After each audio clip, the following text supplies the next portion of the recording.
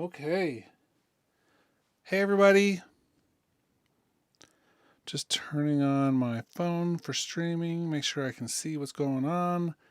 We're going to be looking at using the auto sampler today a little bit. I'm working on this project and I've got my Model D from Behringer, one of my just mini synths, playing a part in this song. And every time I'm using this, so I'm using it for when I'm streaming for my classes, and anytime I have to do that, then the latency just gets unbearable, and Logic can't really keep up with it so well. And so we end up with this situation where I can't really stream very well and have that playing at the same time. So that's the premise for this. I actually want to auto sample this instrument patch, maybe tweak it a little bit, and then I won't have any of the latency issues with an external instrument. So that's the goal for today, just to showcase this a little bit. It's a pretty straightforward process. I really like the process. Let me walk through what I have so far. I have this original bass part that I was using. Let me play that for a second. And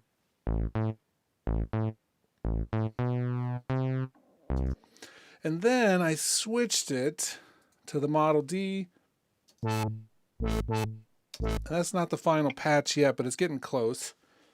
And what we have with this is a normal instrument track. And on the instrument track, I have this external instrument loaded. And with this, we have the Model D chosen as the destination for MIDI. It hooks up with a USB. And let me just move that over so you can see what the USB looks like on it. I got this other camera here. So it's over USB into the front of that. And then the input is just number 2 on the interface it's hooked up to. So it's coming in there. It has an auto compensate for latency things selected, but I'm still getting more latency than is really workable when I'm using streaming software. But without it, it's fine. It's low enough latency that I can play it without really noticing any issues. So what we're gonna do, just test this out. And I'm going to move over just a little bit so I can change some of the settings on this.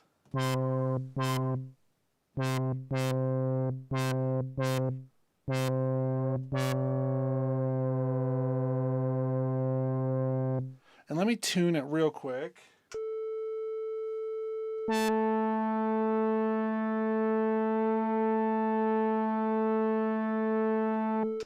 Okay, it has a built-in oscillator so you can do the tuning. And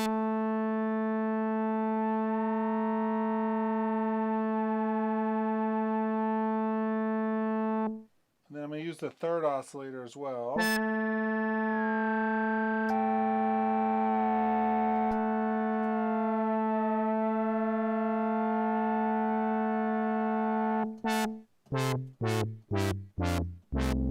don't know if I want to have the harmony like that or not, but we're going to leave it for a moment. I'm going to adjust the filter just a little bit.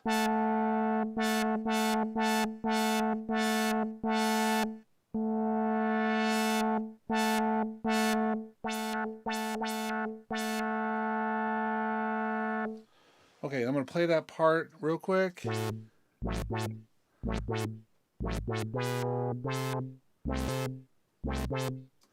Okay, so that's what the part sounds like, but that's not how it's going to end up sampling this. What we're going to use is an audio effect. And in the utility folder, we have auto sampler. It's going to match the channel configuration. This is a mono synth, so it's going to be a mono only. And now, because these are pretty simple waveforms and it's not changing a lot from note to note, we can actually probably get away with a relatively simple configuration. But what you do with this, you set up how many notes you want to capture with this. You set up Let's just close this. That's my leap motion is having a problem today. There we go. We set up how many notes per octave, how many different velocity layers, all of this stuff we set here. It can be pretty simple for this instrument. We only need one velocity layer because this instrument doesn't do additional layers for velocity. We don't need too much in terms of sustain, so we can actually probably go down more like 3 seconds.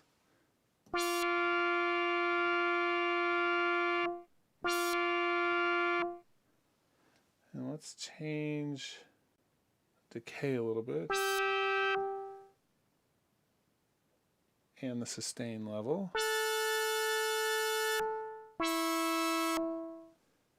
Cool. So I'm changing the filter and the amplitude settings on the synth to make it smooth as it dies out. A little bit better. And then I'm going to adjust the attack on that filter so it builds in a little bit more. There we go. Okay. So now we have that. 3 seconds is plenty. 1, 1,000, 2, 1,000. Let's actually put it down to 2 seconds. And we can now actually do more notes if we want to. If we think that it's going to make a difference, it won't do too much of a difference here. And then auto loop, I want to use search with crossfade, I believe, is probably going to be one of the best ones, just because it's so simple. If it was more complex, we could use the Penrose machine or experiment with some of the other ones. But I think because it's simple enough and it's consistent, that search with crossfade will work. Because I do want it to loop out so I can hold the note with the new instrument I'm building. We don't need to do round robin because every note is going to essentially be the same. Let's check our input gain. It's a little bit soft, but I think we should adjust this with our gain on the preamp.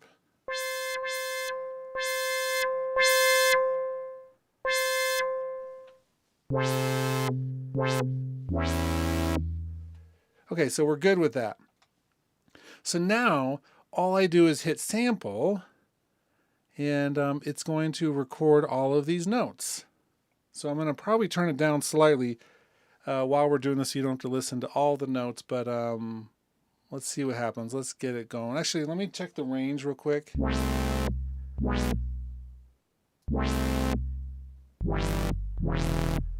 Let's go down just a little bit further. Oh, that's the top. Range start. And then, let's see.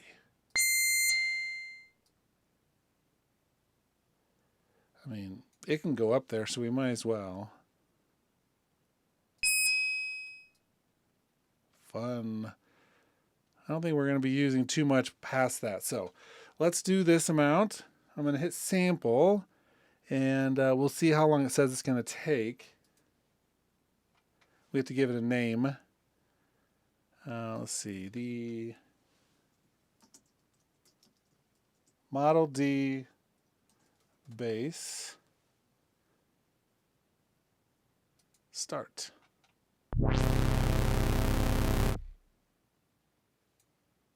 And I just turned off the sound so we don't have to listen to the whole thing.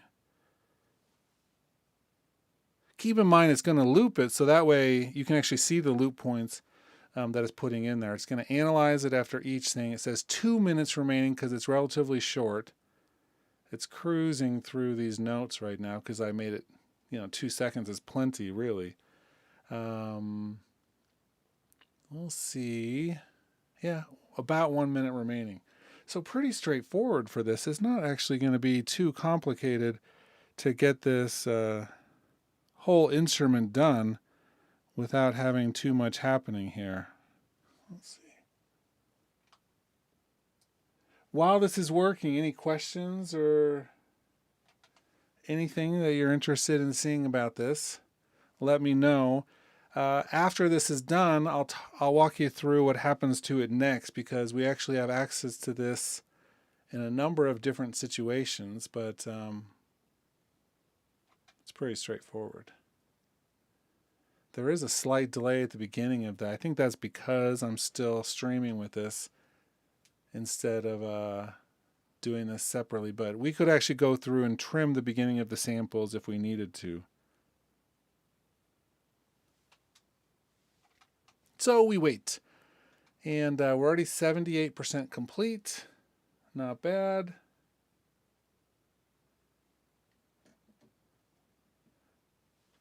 Once it's done, I'll make sure the sound is back up and running. But you can do this with any instrument that has a MIDI input. So if it has a MIDI input, then you can auto sample it, because even if it doesn't have an audio output, it'll have, you can hook up a microphone to it. But as long as it has a MIDI input or even a CV input, because I have my R2600 right above my head here, and I can hook that up via CV with one of the Behringer things, because they do MIDI to CV conversion, and we could sample that bad boy too. So really, anything that you can get to with MIDI would work. There are some drums that can be MIDI triggered, I guess.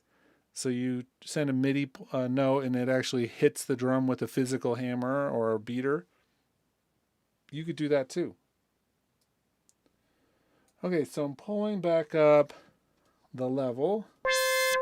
Okay, cool. Now, let's get a new track here. And let's load up sampler. I guess it can just be mono because we're just doing a mono instrument. But now, inside of our preset area, you'll see the auto-sampled folder. And I can now load up the Model D bass. That's what we just created. And let's look at our zones and our mapping. This is everything we just did, including all of the sampled things and everything. So now, it's muted because everything else is solo. But let's solo that out. So now I can play that instrument. I might want to go back and take off that the harmony note and do it again, because otherwise I could play it as a polyphonic instrument.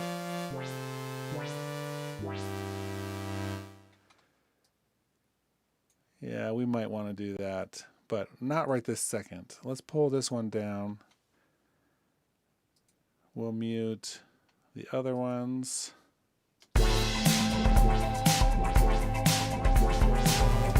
Yeah, we're going to have to redo that. I wasn't really thinking too much about the actual harmony note. I'm going to sample this all one more time, this time pulling out that.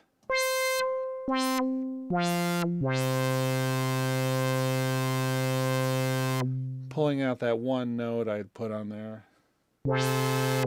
which isn't even in tune. Okay, so we're going to do this one more time because that didn't take very long. And that's kind of the trial and error thing that we do with this. I'm going to see if it just lets me replace it. Yeah. Okay, so we're going to redo that. It took just under 2 minutes, not a big deal. See if anyone has any questions while I'm doing this.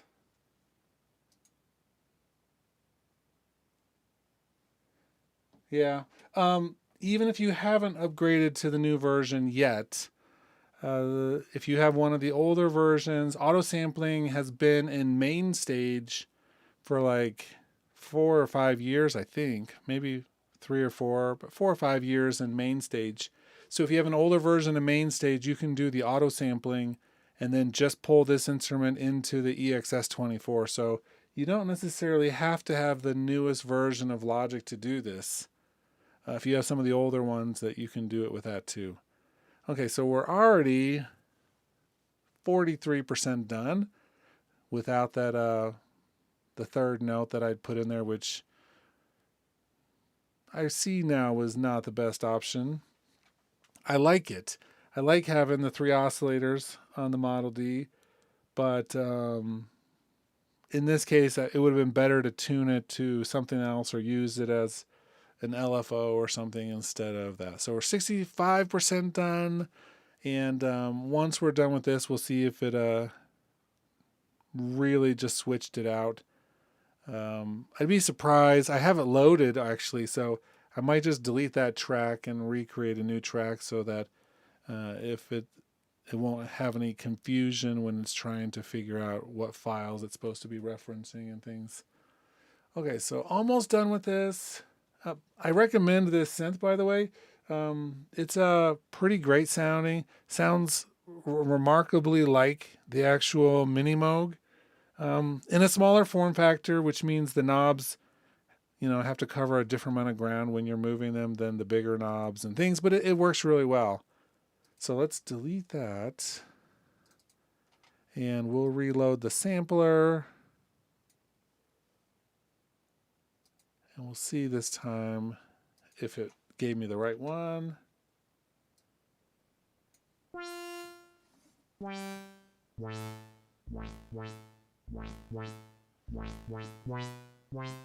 Okay, that may work a little bit better. So pull that back down by itself first.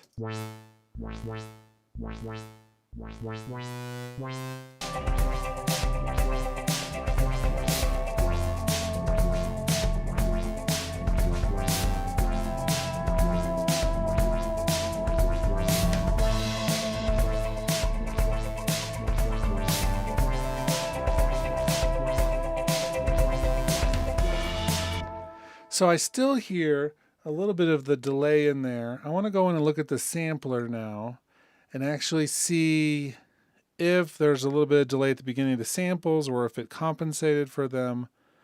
I saw a minute ago that it looked like it was actually editing them. It is. So you can see at the beginning, it actually moved that up to where the sample starts. It's a really intelligent process. So the auto sampler came from an Italian company that Apple bought a number of years ago called Redmatica. And they were doing amazing auto sampling things, more sophisticated than what we have here. But I think that the core elements, the best parts of it all made it into the Apple version. But Apple bought them and closed them down. And I was really sad when they closed because there was Apple doesn't really talk about when they do things like that. And so I was really sad that they were closing. I bought all of their software and it was really sad. But then one day it showed up in inside MainStage, and just like this last year, it showed up in Logic. So that's pretty cool. It's the way that this patch plays. It kind of has this little build right at the beginning, so I'm actually going to shift it over to the left just so that it sounds a little bit more in time.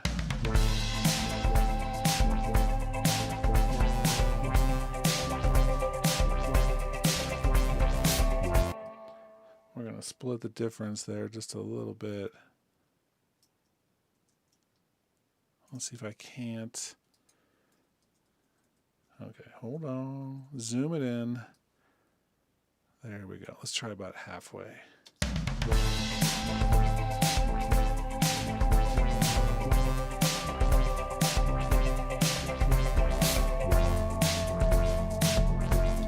Okay, almost. I think we're really close there. I don't want to come in too soon.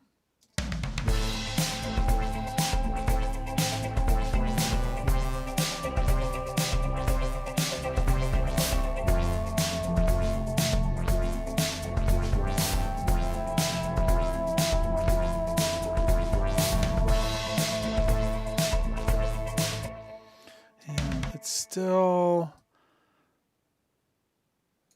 not quite sitting. I may have to quantize this audio a little different.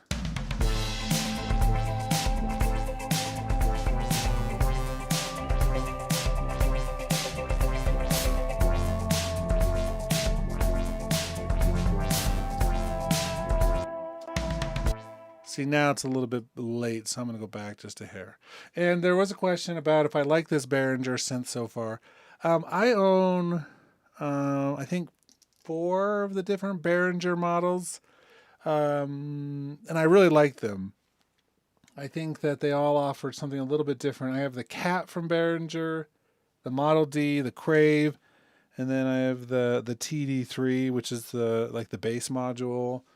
That one feels like a toy. The plastic on it's really cheap feeling, but all the rest are super nice, high quality, and they've been playing well. No issues so far. And I've got like some real synths too. I mean, it's not like those are my main synths, but I really love the idea of these little ones. And then once I have that, this is the cool thing. You could do this before, but I can come through now and do some of my other typical Logic plugin chains on this thing.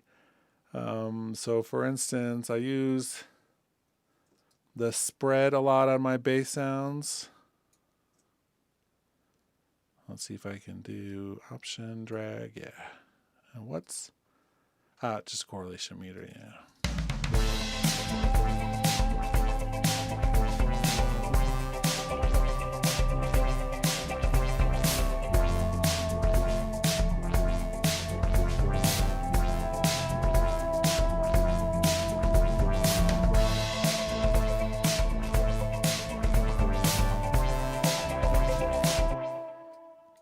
Because I auto-sampled it, it's now just like an instrument I can play on my keyboard.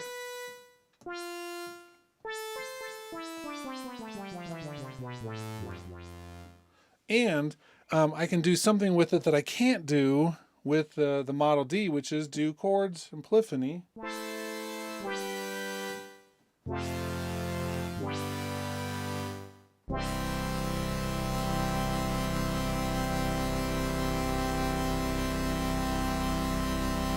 So I've got the full thing here, and I can even now go through and do certain things with it that, say I want to treat it like a synthesizer still. Well, I still have a full modulation matrix inside the sampler, so I can do things like an LFO, and we could do that. Well, I have it up there to pitch already on the mod wheel. So let's do that one there. Mod wheel.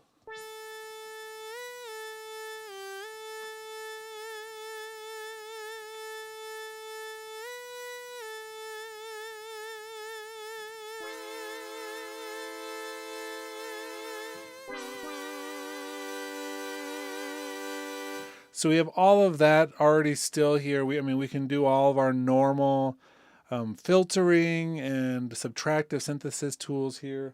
None of it's, just because we auto sample doesn't mean it can't still be like a normal synthesizer. We can add additional filters. Now we can do cool things with like the arpeggiator. So we could do arpeggiation stuff on here. And we couldn't do some of this with the actual live instrument. For instance, anything that has, let me find one that has like the chords enabled. Like this one has chords enabled every other beat.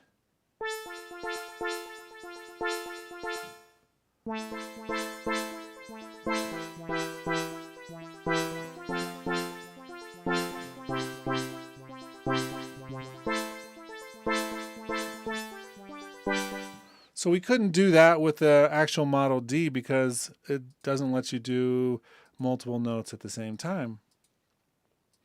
But we have all these cool things we can do. And velocity as well.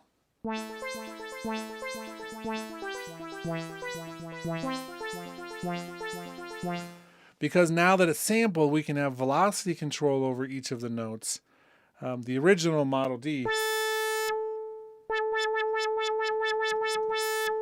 it doesn't have any kind of velocity control. Oscillators like that, this particular instrument it doesn't have them. So if I were to put the ARP on the original with that same patch,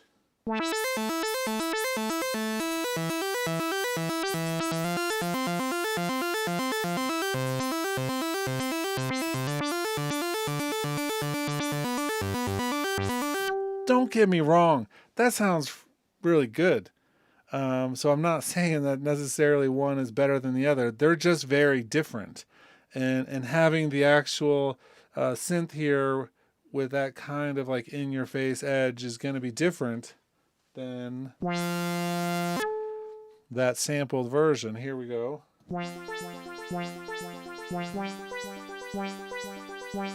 And the reason why that sounds so different is because the arpeggiator here is doing a volume control, and the sampler allows you to have volume control. We might be able to actually change that. I mean, we could probably change it and fix it so that there wasn't any volume coming off of this, but I like having the volume on. It gives a different aspect to the synth, which you wouldn't have any other way. Cool. Any questions about what I've done so far?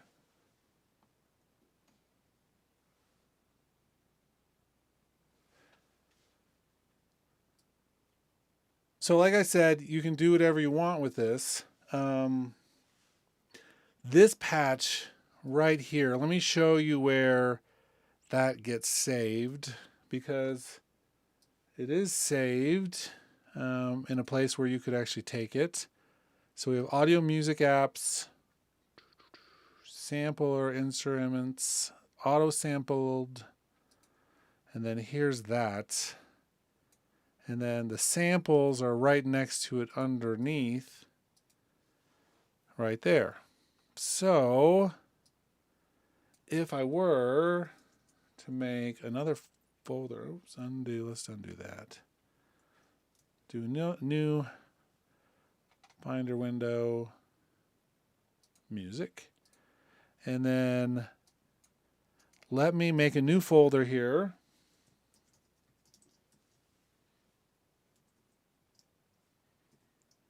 Just like that. And then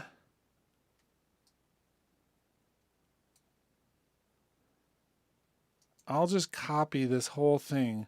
What I'm going to do is post this up real quick on my Google Drive. And I'll post the link in the comments, and you can all just download this if you want it. So you can have this Model D sample that I just made. Give me like 1 second here to upload it.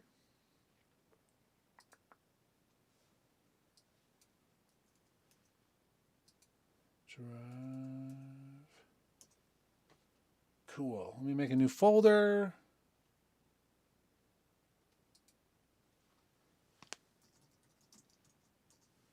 And it's real easy once I put this up. It'll take like 2 seconds to upload it. It says, already done. I'm going to just make the permissions open. Copy link. Done. And there you go. If you want that, you can go get that file. I just posted it there, and I'll post it in. I'm going to leave this video up after I'm done with this, so I'll post it in the description as well if you don't want to get it right now.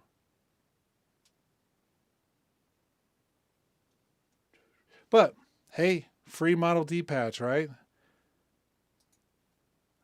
The one you got to see made. And it's not bad.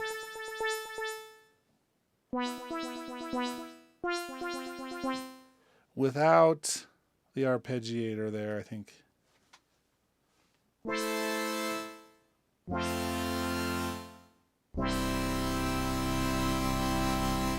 Yeah. I mean, obviously you can't do the chord with the original, but...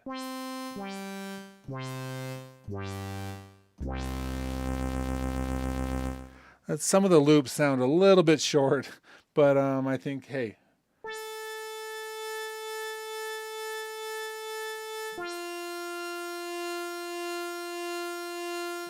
So the loop points are just searched and randomly picked by the sampler, but you could, if you wanted to as well, come through into the sampler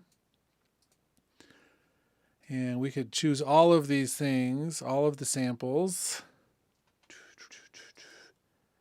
And, well, we could retune everything if we wanted to. We could auto loop within loop area. Create new loop points.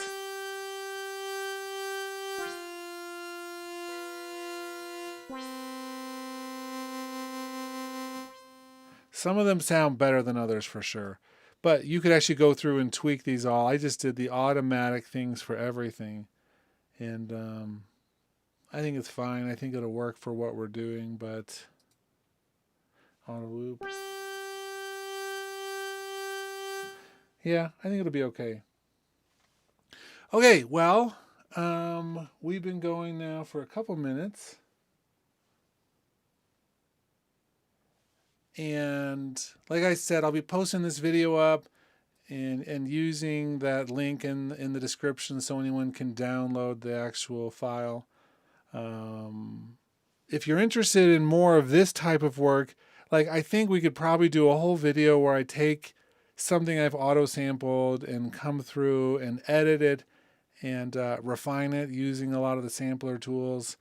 I don't, in my honest opinion, there's really very few samplers which can compete with this.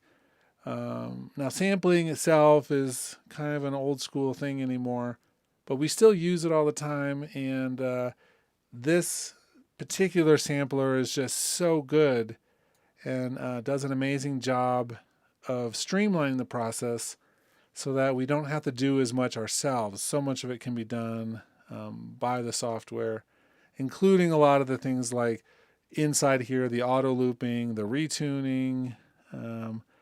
We have optimization for sample gain. We can optimize the loop start and loop crossfade end. All of these things. But, sometimes we might have to go in there and still tweak it ourselves. But I think it's a really powerful system that it gives us a lot of tools right off the bat. Let's try the linear crossfade instead. Like that one just sounds so short to me, but I don't know, maybe it is the best.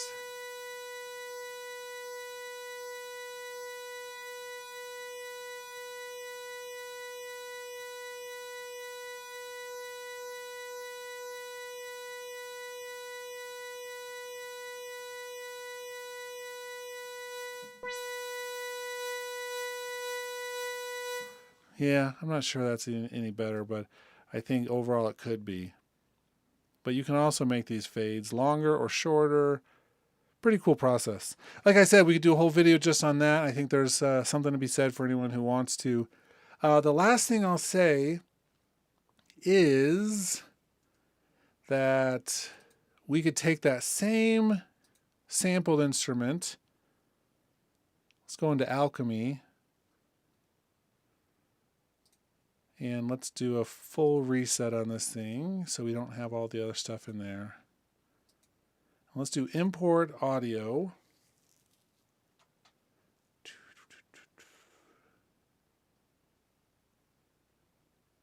Let's see, music apps, sampler instruments, auto sampled, right there. So that's our instrument.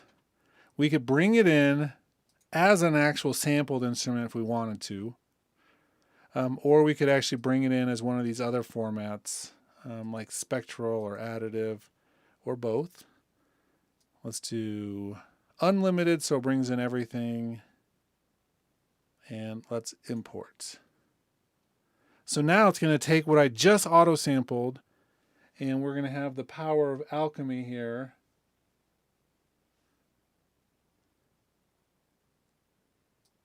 So I see that your comment about it, you think it's a good loop, it has some movement. That's the thing. The original one has no movement. If I hold that thing out, it's just going to stay exactly static with no movement. So I was thinking in terms of getting it to be like the original more than anything. But now we've got this here.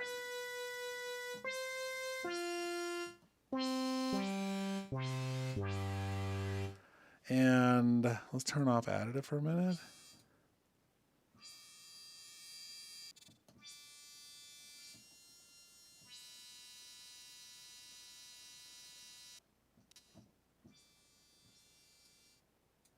Man, that's really soft.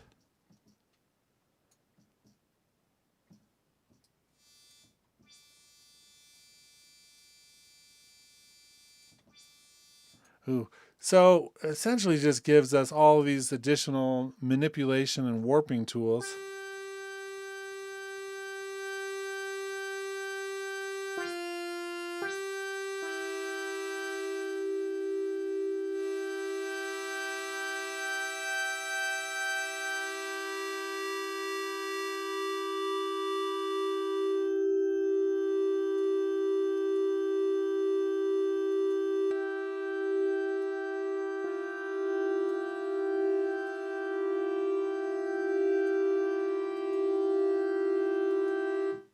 But now we can take the original thing we did and just warp it.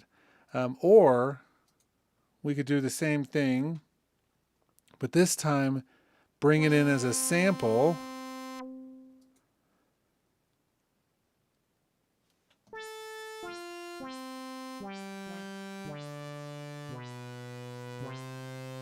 And then just have all of the other stuff in here that we would normally have access to. So for instance, we could do a low pass 24 dB per octave.